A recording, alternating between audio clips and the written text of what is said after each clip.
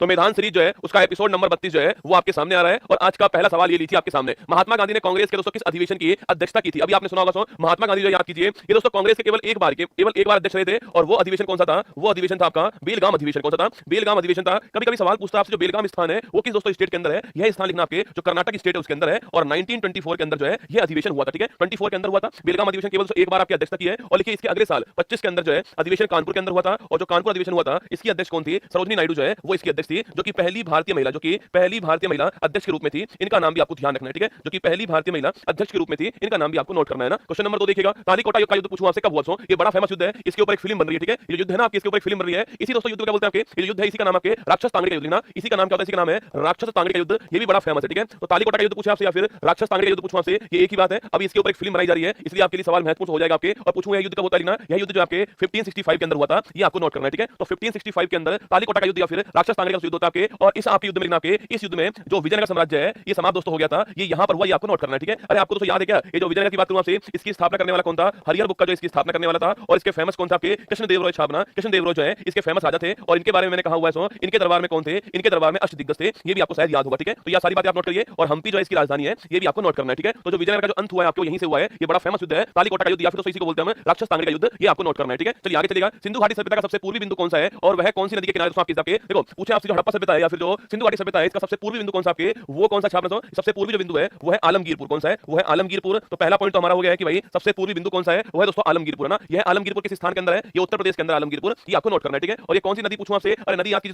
नदी कौन सी आपके छापना? नदी का नाम क्या हो गया आपके? नदी का नाम हो गया है हिंडन नदी। क्या हो गया? सो हिंडन नदी हो गया, ये आपको ध्यान रखना है। ठीक है, तो आलमगीरपुर जो है तो नदी का नाम क्या है आपके? नदी का नाम हिंडन नदी है, ये आपको नोट करना है। ठीक है, आगे देखिएगा गुलाम वंश का अंतिम शासक पूछा आपसे कौन है? जो गुलाम वंश इसका अंतिम शासक कौन था आपके? देखो इसका पहला कौन था आपके? पहला था छापना कुतुबुद्दीन ऐबक। कौन था? कुतुबुद्दीन जो ऐबक है, ये इसका पहला था, ये तो आपको ध्यान होगा। ठीक है, और अगर पूछूं आपसे इसका दोस्तों अंतिम कौन था आपके? इसका अंतिम है क्यूमर्स। कौन है? क्यूमर साहब जो है, क्यूमर साहब इसके अंतिम है, ये आपको नोट करना है। ठीक है, कुतुबुद्दीन ऐबक इसके पहले थे और जो अंतिम कौन था आपके? अंतिम का नाम क्यूमर से, आपको नोट करना है। ठीक है, कुतुबुद्दीन ऐबक पहले थे और क्यूमर साहब जो है अंतिम है, ये आपके एग्जाम के लिए महत्वपूर्ण हो सकता है। आपके जो गुलाम वंश आपके गुलाम वंश था इसके संस्थापक कौन थे? कुतुबुद्दीन ऐबक थे। इन्हीं को दोस्तों क्या बोलते हैं? इन्हीं को हम बोलते हैं लाख बख्श। क्या बोलते हैं? इन्हीं को हम लाख बख्श कहते हैं, ये आपको ध्यान रखना है। ठीक है, इन्हीं को लाख बख्श भी कहा जाता है, ये आप नोट कीजिए ना। आगे देखिए बाग की गुफाएं दोस्तों किस स्टेट के अंदर है? अरे बाग की गुफाएं याद कीजिए कौन से स्टेट में सो, ये एक थार जिला है, कहां पर? मध्य प्रदेश के अंदर है, यहां पर बाग की गुफाएं। ठीक है, तो बाग की गुफाएं पूछूं आपसे कौन से स्टेट के अंदर है? थार जिला जो मध्य प्रदेश है, यहां पर बाग की गुफाएं आपको ध्यान रखनी है ना। आगे देखिए प्रस्तावना में दोस्तों कितने प्रकार की स्वतंत्रता का उल्लेख आपके? प्रस्तावना जो है इसमें तीन प्रकार का न्याय है, तीन प्रकार का दोस्तों न्याय जस्टिस आपके इसका उल्लेख है। और इसके अलावा 5 प्रकार की जो लिबर्टी है उसका उल्लेख इसमें है। और 2 टाइप की आपके 2 प्रकार की समता जो है इक्वलिटी जो है इसका उल्लेख इसके अंदर किया गया है। ठीक है, अगर पूछूं आपसे न्याय कौन कौन सा आपके? एक सामाजिक न्याय, आपके सामाजिक न्याय हो गया, इसके अलावा एक आपके आर्थिक न्याय हो गया है और एक आपका राजनीतिक न्याय हो गया है। ये तीन यहां पर न्याय का उल्लेख है। ठीक है, सामाजिक, आर्थिक, राजनीतिक, 3 टाइप का न्याय हो। और लिबर्टी पूछूं आपसे कौन कौन सी है? अरे याद कीजिए लिबर्टी कौन कौन सी छापना आपके? लिबर्टी की बात करूं आपसे 5 टाइप की लिबर्टी, अरे नाम लिखो कमेंट बॉक्स में, 5 टाइप की लिबर्टी कौन कौन सी है ये बताना है आपको। ठीक है, और आपसे इक्वलिटी पूछूं कौन कौन सी आपके? एक तो अवसर की है और एक प्रतिष्ठा की है, ये दोनों आपको नोट करना है। ठीक है, अवसर और प्रतिष्ठा जो है इसकी जो इक्वलिटी है यह भी संविधान की प्रस्तावना के अंदर लिखी हुई है। सवाल मैंने पूछा आपसे 5 टाइप की लिबर्टी जो है वो कौन कौन सी है ये आपको बताना है। अरे 5 टाइप की लिबर्टी कौन कौन सी लिखना? विचार अभिव्यक्ति ना, विचार अभिव्यक्ति, धर्म उपासना विश्वास। कौन सी है? विचार अभिव्यक्ति, धर्म उपासना विश्वास जो है ये 5 टाइप की आपकी लिबर्टी जो है वो हमारे प्रस्तावना के अंदर है। ये 3 टाइप का न्याय, 5 टाइप की लिबर्टी और 2 टाइप की इक्वलिटी, ये आपको नोट करना है। ठीक है, national people's party so NPP जो है इसका चुनाव चिन्ह क्या है? पहली बात दोस्तों ये भारत की आपकी जो 6 हमारे यहाँ पर राष्ट्रीय पार्टी है उसमें शामिल कौन है? नेशनल पीपल्स पार्टी शामिल है। ठीक है, अगर आपसे पूछूं यहाँ पर अगर आपसे पूछे भाई जो नेशनल पीपल्स पार्टी है इसके वर्तमान है कहां पर इसकी गवर्नमेंट आपके जो मेघालय जो है ना यहाँ पर इसकी गवर्नमेंट है। ठीक है, और कॉन्रेड संगमा जो लिखना, कॉन्रेड संगमा जो है वो इस मेघालय के अंदर मुख्यमंत्री है और ये वर्तमान में इसके अध्यक्ष है ना। सवाल पूछ रहा आपसे एनपीपी जो है इसका सिंबल दोस्तों क्या आपके? चुनाव चिन्ह क्या है? तो जो पुस्तक है लिखना, पुस्तक जो है बुक्स जो है आपके वो इसका चुनाव चिन्ह है। ठीक है, तो कभी सवाल पूछे आपसे जो नेशनल पीपल्स पार्टी है इसका चुनाव चिन्ह क्या है? पुस्तक, बुक्स या फिर किताब जो है वो चुनाव चिन्ह है, ये आपको ध्यान रखना है। ठीक है, आगे बढ़िएगा। लोकसभा की सीट दोस्तों किस संविधान संशोधन के द्वारा बढ़ाई गई? क्या दोस्तों बढ़िया सवाल आपके सामने, आपको बताना है मुझे कि भाई साहब वह कौन सा कॉन्स्टिट्यूशन अमेंडमेंट था जिसके द्वारा आपके जो लोकसभा है उसके जो सीटें जो थी आपके उन्हें बढ़ाया गया था आपके? पहले सीटें 525 थी ना, पहले सीट 525 थी, फिर दोस्तों इनको जो है 545 कर दिया गया था, ये आपको नोट करना है। महत्वपूर्ण सवाल है, एग्जाम के लिए थोड़ा अच्छा सवाल बन जाएगा। पहले 525 सीट थी, अब दोस्तों वर्तमान में कितनी आपके? वर्तमान में आपके 54 सीट जो है वो कर दी है। आपको बताना है मुझे कि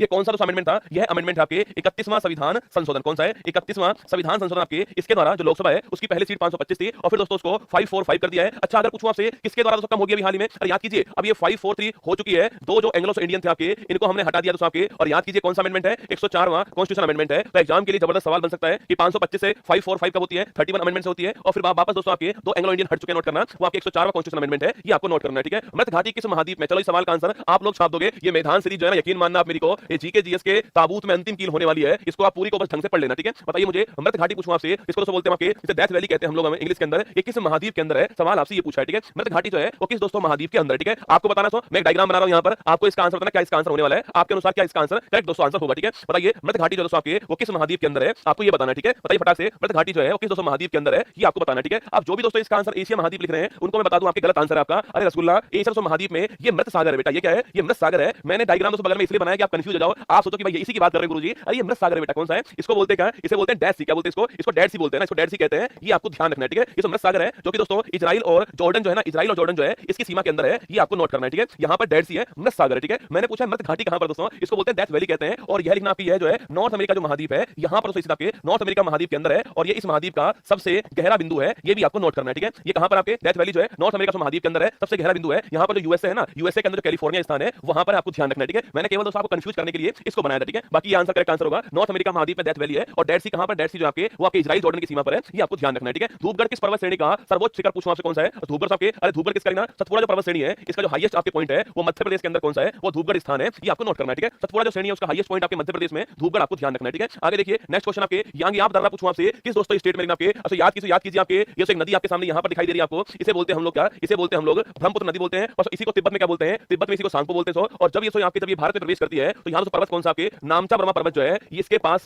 से यहाँ से दोस्तों आपके अरुणाचल प्रदेश जो है ये भारत में प्रवेश करती है। और यही दोस्तों दर्रा कौन सा आपके, यही एक दर्रा छापना, वह यांग दर्रा कौन सा है? यांग दर्रा है, ये आपको नोट करना है, ठीक है? तो कभी सवाल पूछूं आपसे यांग दर्रा किस स्टेट के अंदर है? अरुणाचल प्रदेश के अंदर है आपके। और इसके पास से जो ब्रह्मपुत्र नदी है वो भारत में प्रवेश करती है, आपको नोट करना है, ठीक है? आगे बढ़िएगा, नेक्स्ट क्वेश्चन आपके सामने गोविंद बल्लभ पंत कृषि और टेक्नोलॉजी यूनिवर्सिटी पूछूं आपसे कहां दोस्तों इस आपके, अरे याद करो गोविंद बल्लभ पंत जो आपके गोविंद बल्लभ पंत यूनिवर्सिटी जो है वो कहां पर आपके, तो ये दोस्तों आपके पंतनगर में, कहां पर है? पंतनगर के अंदर है। और पंतनगर कहां पर है? उत्तराखंड के अंदर है। और 1960 के अंदर जो है इसकी स्थापना होती है, ठीक है? तो गोविंद बल्लभ पंत यूनिवर्सिटी कहां पर है? पंतनगर के अंदर है, उत्तराखंड के अंदर है। और 1960 के अंदर जो है इसकी स्थापना होती है, आपको ध्यान रखना है, ठीक है? आगे देखिए सरल लोलक पूछूं आपसे, जो आपके सिंपल जो पेंडुलम होता है, जो सिंपल जो पेंडुलम जो होता है आपके, सवाल पूछा है कि जो पेंडुलम जो है इसकी लंबाई और आवर्त काल में, लंबाई मतलब दोस्तों एल हो गया ना, और आवर्त काल मतलब टाइम पीरियड आपका टी हो गया, ठीक है? तो टी और एल में क्या संबंध दोस्तों होता है? अरे याद कीजिए फॉर्मूला टी बराबर 2 पाई दोस्तों अंडर रूट एल अपॉन जी, ये फॉर्मूला आपको नोट करना है, ये एग्जाम के लिए महत्वपूर्ण सवाल है। टी बराबर 2 पाई अंडर रूट दोस्तों एल अपॉन जी जो है इसका फॉर्मूला होता है। टी का फॉर्मूला क्या होता है? टी मतलब होता है आपका, टी मतलब टाइम पीरियड होता है, सो टी मतलब टाइम पीरियड होता है, आवर्त काल होता है। और एल मतलब होता है लंबाई जो है आपके, लेंथ आपके एल होता है। और जी आप जानते हो इसकी वैल्यू कितनी होती है? जी आपके 10 मीटर पर सेकंड आपके स्क्वायर, ये आपकी वैल्यू है, आप जानते हो, ठीक है? तो टी बराबर 2 pi under root L upon G जो है इसका फॉर्मूला होता है पेंडुलम का, ये आपको नोट करना है, ठीक है? टी बराबर 2 pi under root L upon G होता है। किडनी के खराब होने पर किस प्रक्रिया के द्वारा रक्त का दोस्तों फिल्ट्रेशन करते हैं? देखो पहली बात तो रक्त का फिल्ट्रेशन जो होता है ना, ये काम किसका होता है? ये काम जो है किडनी का होता है, ठीक है? कई लोग सोचते हैं कि रक्त जो है, इस रक्त का दोस्तों आपके रक्त को पंप करने का काम किसका होता है? यह काम आपका हार्ट का होता है। किसका होता है? हार्ट का होता है रक्त को पंप करने का काम, ठीक है? रक्त को फिल्ट्रेशन करने का काम किसका होता है? तो किडनी का होता है ना। अगर तो किडनी खराब हो गई मान लेते हैं तो फिर दोस्तों आपकी प्रक्रिया होती है, उसे बोलते हैं डायलिसिस बोलते हैं। आपके रक्त को दोस्तों बाहर निकालते हैं, उसे फिल्टर करते हैं और फिर वापस आपके मशीन के द्वारा जो है उसको बॉडी में इंजेक्ट करते हैं। इस क्रिया को बोलते हैं कि आपके डायलिसिस बोलते हैं, ये आपको नोट करना है, ठीक है? हां 9.8 मान लीजिए, 9.8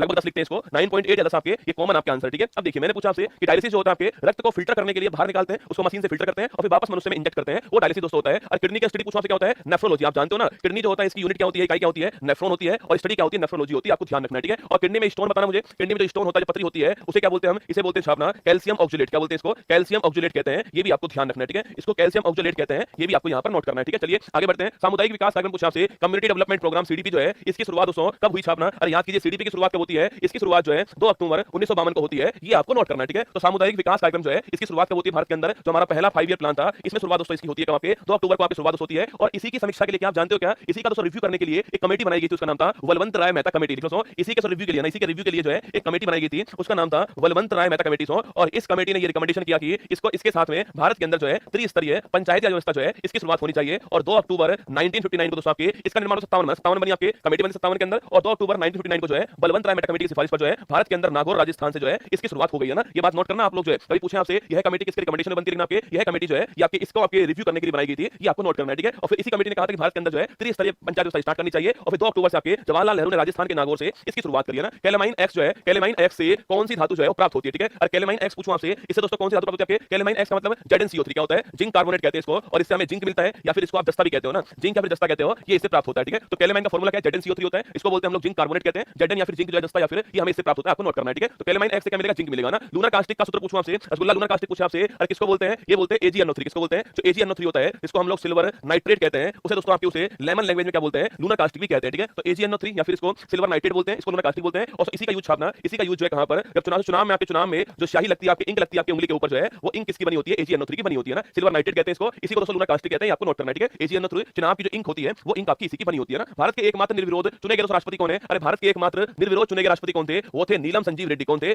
नीलम संजीव रेड्डी साहब थे आपके। और याद कीजिए इससे पहले जब आपके इनको हराने वाला कौन था? इससे पहले तो आपके इनको हराने वाला कौन था? वो था वीवी गिरी। याद कीजिए अंतरात्मा के आवाज चुनाव लड़ने वाले थे आपके। और ये कौन रह चुके हैं? ये भारत के राष्ट्रपति रह चुके हैं, ये भारत के उपराष्ट्रपति रह चुके हैं और ये भारत के कार्यवाहक राष्ट्रपति रह चुके हैं। तीनों पोस्ट पर रहने वाला एकमात्र व्यक्ति कौन है? वो है वीवी गिरी। इनका नाम भी आपको ध्यान रखना है, ठीक है। भारत के राष्ट्रपति, उपराष्ट्रपति और कार्यवाहक राष्ट्रपति के रूप में सेवा देने वाले एकमात्र व्यक्ति कौन है? वीवी गिरी। इनका नाम छापना है। बाकी दोस्तों भारत के निर्विरोध चुने गए राष्ट्रपति कौन थे? वो थे नीलम संजीव रेड्डी। इनका नाम भी आपको छापना है, ठीक है। ये तो राष्ट्रपति रहने से पहले क्या थे? ये लोकसभा स्पीकर भी थे, ये भी आपको ध्यान रखना, ठीक है। ये राष्ट्रपति रहने से पहले क्या थे? लोकसभा स्पीकर थे। इनका नाम भी आपको छाप देना है ना। बाकी हमारा ये वाला आंसर करेक्ट आंसर है ना। रूस की क्रांति के जनक कौन सा आपके? अरे रूस की क्रांति पहले कब होती है आपके? ये 1917 के अंदर होती है, ठीक है। इसे क्या बोलते हैं? इसे बोलते हैं बोल्शेविक क्रांति। क्या बोलते हैं? इसको बोलते हैं बोल्शेविक क्रांति बोलते हैं। और इसके जनक कौन थे ना? इसके जनक थे लेनिन। कौन थे? लेनिन साहब जो है ये जनक थे इसके। ये आपको नोट करना है, ठीक है। देखो लेनिन, स्टालिन और पुतिन, ये तीन दोस्तों बड़े नेता रहे कहां पर? रूस के अंदर। कौन कौन? लेनिन, स्टालिन और पुतिन, ये आपको नोट करना है, ठीक है। तो 1917 बोल्शेविक क्रांति और लेनिन, 3 पॉइंट आपको नोट करना है ना। वाईफाई की फुल फॉर्म क्या है? याद कीजिए वाईफाई जो है इसकी फुल फॉर्म क्या है? तो इसकी फुल फॉर्म होती है वायरलेस। लिखना वायरलेस फिडेलिटी जो है, लिखना वायरलेस फिडेलिटी जो है ये इसकी फुल फॉर्म है। ये आपको नोट करना है, ठीक है। तो वाईफाई की फुल फॉर्म क्या है? वाईफाई की फुल फॉर्म है वायरलेस। WI मतलब वायरलेस हो गया है, FI मतलब फिडेलिटी हो गया है। ये आपको नोट करना है। तो वाईफाई की फुल फॉर्म वायरलेस फिडेलिटी आपको नोट करना है, ठीक है। 1 GB में दोस्तों आपके कितने MB होते हैं, ठीक है। अरे GB मतलब क्या होता है? गीगाबाइट, ठीक है। GB मतलब आपके गीगाबाइट होता है और आपके लिखना जो MB होता है वो कहता है मेगाबाइट होता है। तो 1 GB में छापने कितने होते हैं? 1 GB में आपके 1024 MB होते हैं, ठीक है। 1 GB में कितने होते हैं? 1024 MB होते हैं। ये आपको नोट करना है, ठीक है। तो 1 GB में कितने आपके 1024 MB होंगे, ये आपको यहाँ पर ध्यान रखना है ना। विश्व की पहली महिला अंतरिक्ष यात्री कौन सी है? बताओ भाई साहब, आप तो सब कुछ जानते हो दोस्तों, आप तो सर्वज्ञानी इंसान हो। बताओ मुझे विश्व की पहली जो महिला एस्ट्रोनॉट है वो कौन सी थी, ये आपको बताना है, ठीक है। तो याद कीजिए अगर कुछ वर्ल्ड का पहला एस्ट्रोनॉट कौन था आपके? वो थे यूरी गागरिन। कौन थे? यूरी गागरिन साहब थे। कहां के रहने वाले थे? रूस के रहने वाले थे आपके। उस समय इसको USSR कहते थे, वहां के रहने वाले। और 12 अप्रैल 1961 पूछूं आपसे, तो पहली बार जो है ये अंतरिक्ष में जाने वाले व्यक्ति बन चुके थे। ये आपको नोट करना है, ठीक है। सवाल मैंने पूछा आपसे, अरे कल्पना चावला, मेरी बात सुनो, वर्ल्ड की बात कर रहा हूं, अरे डोपिया लालो, अरे डोपाओ बताओ, वर्ल्ड की बात कर रहा हूं, कल्पना चावला भारत की नहीं है, यहां तो वर्ल्ड की बात हुई। वर्ल्ड की पहली महिला कौन थी आपके? वैलेंटीना। कौन थी ना? वैलेंटीना जो मैडम है आपके, वो वर्ल्ड की पहली महिला। लिख लो भाई साहब, लिख लो ना, तुक्के मारने से आंसर नहीं आएगा। नेगेटिव आता है 1/3 नंबर है ना। तो वैलेंटीना टेरेस्कोवा जो है ना, वैलेंटीना टेरेस्कोवा जो है, वैलेंटीना टेरेस्कोवा जो है ये तो रूस की महिला थी आपकी, ये रूस की महिला थी। और ये इनके 1 साल बाद जो है वो अंतरिक्ष में जाती है। तो अंतरिक्ष में जाने वाली पहली महिला एस्ट्रोनॉट कौन सी है? वैलेंटीना टेरेस्कोवा, रूस की रहने वाली है। इनका नाम नोट करना है, ठीक है। तुम दोस्तों गजब आदमी हो, तुमसे कुछ भी पूछ ले, तुम आंसर तो छापते